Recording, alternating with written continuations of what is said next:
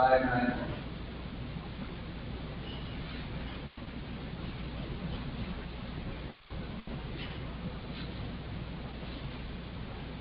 When upon my pillows you are gathered soft, when you are discouraged, taking all this thought, count your many blessings and one by one, and it will surprise you that the Lord has done. Count your blessings and one by one. Count your blessings, see what God has done. Count your blessings, name them one by one. Count your many blessings, see what God has done. So is the mountain, whether great or small. Do not be discouraged and fall. Count your many blessings, angels will assist. Help and comfort bear you through your journey. Count your blessings, one by one. Count your blessings, see what God has done. Count your blessings, name them one by one. Count your many blessings, see what God has done.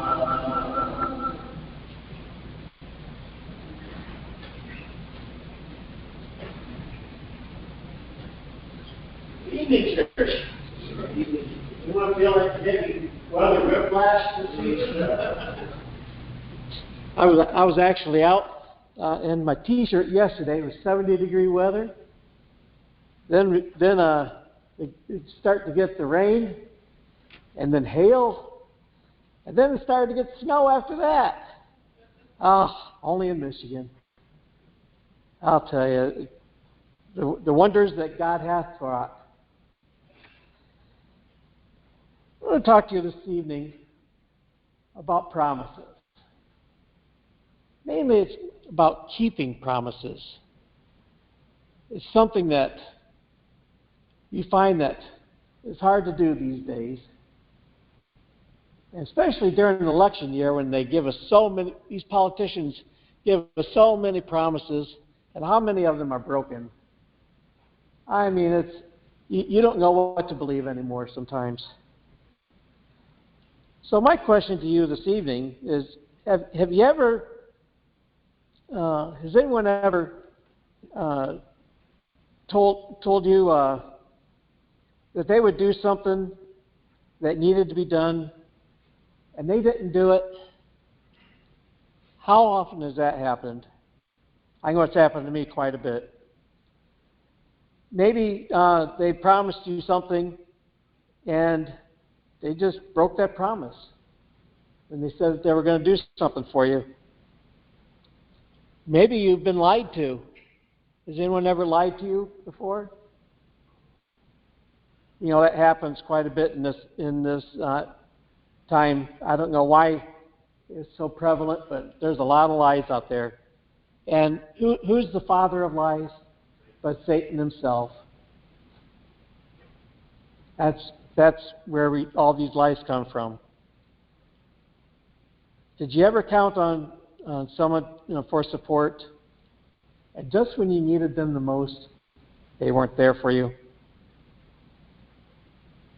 Or maybe, this has actually happened to me, but maybe you saw a brochure for a vacation spot, and when you got there, a nice, beautiful, modern cabin that you saw in the photograph was the only one at the place, and it was occupied. And you had to settle for something much less. You know, all these things can make you disillusioned, and you feel deceived. And that's not a good feeling for any of us. You don't know what to trust anymore. Ronald Reagan, our former president many years ago, once said, "Trust but verify." It's a sad thing that we have to do that sometimes, that you have to check on the very thing that you should be trusting people on. But it's a fact of life these days. And deception is very disabling. And it's very evil. It's a very evil element. It's a false misrepresentation, fabrication, dishonesty, and fraud. And these are all synonyms of deception. But, I have used these words to illustrate what God is not. God will not give you fraud. He will not deceive you. For God can only tell truth. He'll only make promises that He will keep. So we tend to be skeptical. My mouth is dry. We tend to be skeptical of everything we see in this life. We don't know what to believe anymore. It leaves us vulnerable and gullible in many cases because of our past experiences. So we don't know what to believe. We've been deceived once too often. It's been said that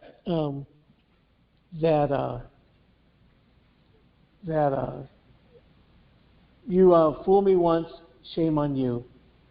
Fool me twice, shame on me. For I should have known the first time after you deceived me that it could happen again. See, God knows that we are apt to be skeptical, that we are apt to not believe a lot of things.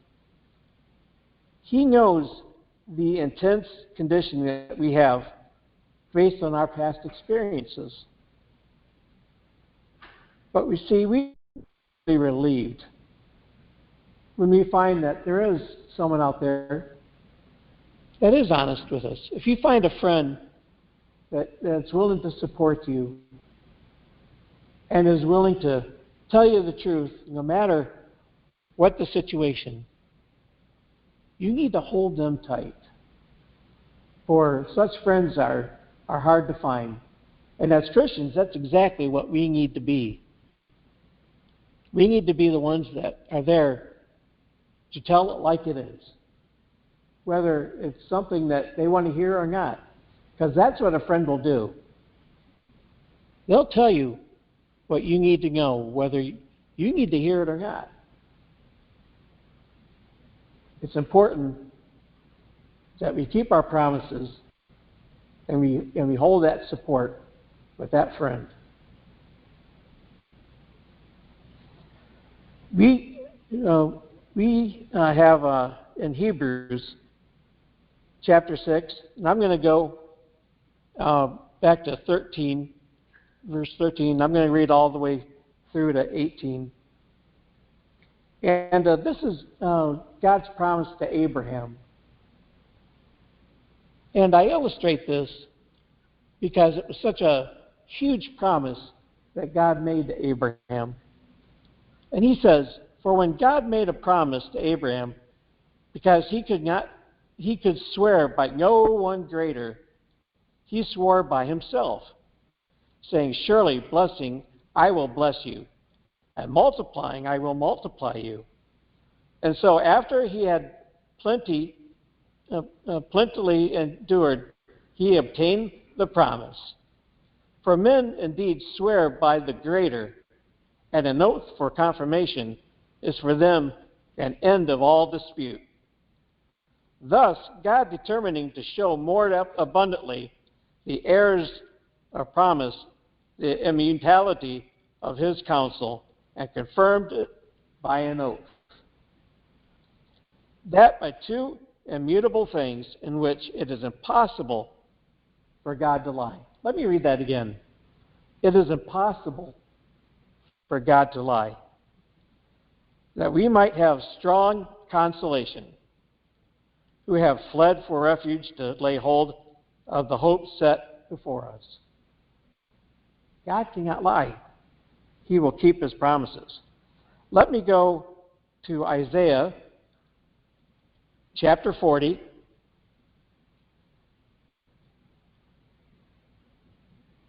Excuse me, let me find it real quick.